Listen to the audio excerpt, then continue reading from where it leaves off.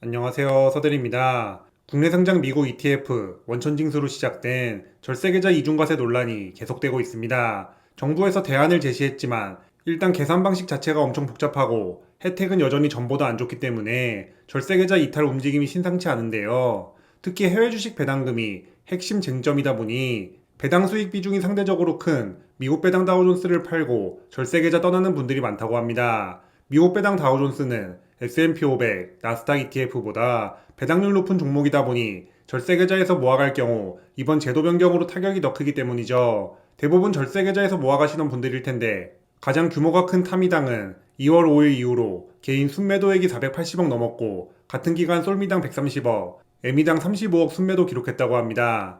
이처럼 정부 정책이 예고 없이 전보다 안 좋은 방향으로 바뀌다 보니 절세계좌에 있는 국내 상장 미국 ETF를 매도하고 미국 주식 직투로 이민 가는 분들이 늘어나고 있습니다. 이렇게 안 좋은 분위기 속에서 ISA 혜택 확대 법 개정마저 이번에 또 무산됐다고 합니다. 지난 총선 때부터 매년 잊을만 하면 언급되는 ISA 개정안을 한 번 더 살펴보면 일반 투자형 ISA 납입 한도를 기존 연 2천만 원에서 4천만 원으로 2배 늘리고 비과세 한도는 200만 원에서 500만 원으로 2.5배 늘려주는 것이 기본 골자입니다. 금융소득 종합과세 대상자도 ISA 가입 허용하는 방안까지 함께 논의됐는데 이번에도 무산되었습니다. 절세계좌 해외배당금 이중과세 논란에 이어 이번 법 개정 무산까지 실망한 투자자들의 국내 금융시장 이탈과 나라에 대한 불신이 더욱 커지는 계기가 될 수도 있어 보입니다. 기사에 나와 있는 개정안 반대 사유를 보면 크게 두 가지입니다. 첫 번째 근거는 애초에 지금 ISA 투자금이 많지 않기 때문에 굳이 혜택을 확대할 필요 없다는 점입니다. 실제로 작년 7월 기준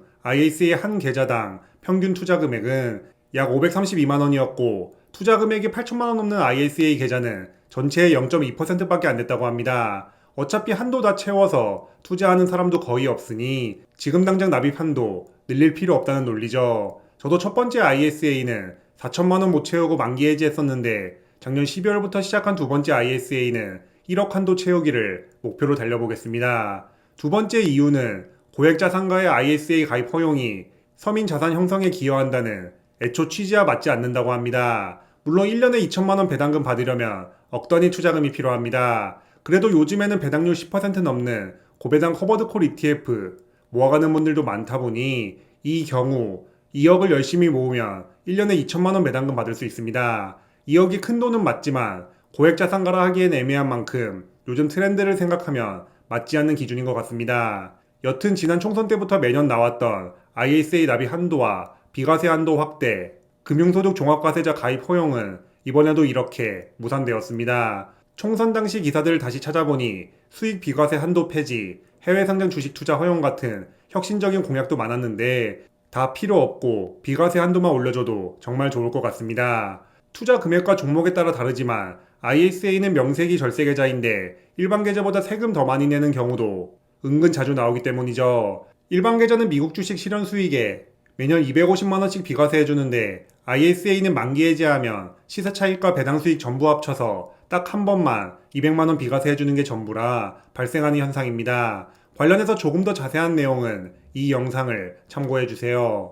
ISA 법 개정을 언제 다시 논의할지 모르고 요즘에는 절세계좌 관련해서 나쁜 뉴스밖에 없지만 다음에는 좋은 소식을 기다려봅니다. 계좌당 평균 투자 금액이 크지 않아서 ISA 한도 늘릴 필요 없다고 했으니 올해는 제가 ISA에서 꾸준한 월적립 매수로 평균 투자 금액 늘리는데 조금이나마 기여해 보겠습니다. 아직 세부 사항이 제대로 나오지는 않았지만 지금까지 나온 ISA 이중과세 해결 방안을 살펴보면 미국 ETF 모아가는 장기 투자자 입장에서는 여전히 일반 계좌보다 절세 계좌가 유리한 구조라 생각합니다. 이 부분은 세부안이 나오는 대로 시뮬레이션 해보고 별도 영상으로 찾아뵙겠습니다.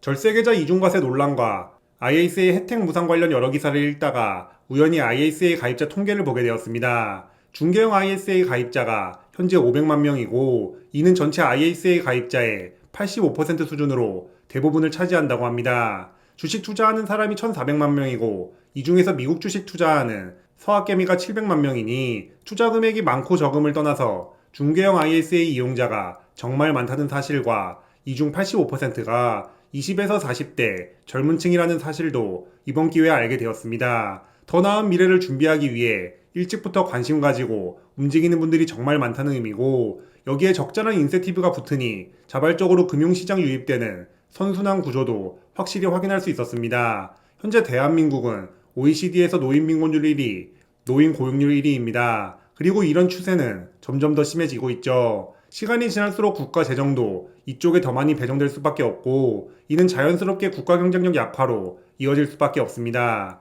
이런 악순환을 끊는 근본적인 방법은 정말 간단합니다. 개인 스스로 미래를 준비할 수 있도록 나라에서 절세계좌 같은 혜택을 조금만 지원해주면 충분합니다. 실제로 절세계좌를 이용해서 더 나은 미래와 풍족한 노후 준비하는 분들이 몇 년간 정말 많이 늘었습니다. 중개형 ISA 가입자 대부분이 젊은 층이라는 것만 봐도 선순환 구조가 제대로 작동했다 생각합니다.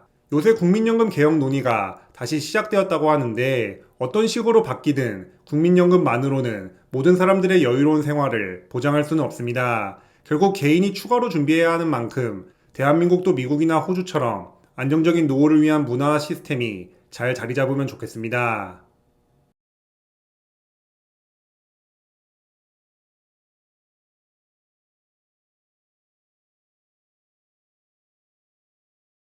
그럼 오늘도 긴 영상 시청해주셔서 감사합니다.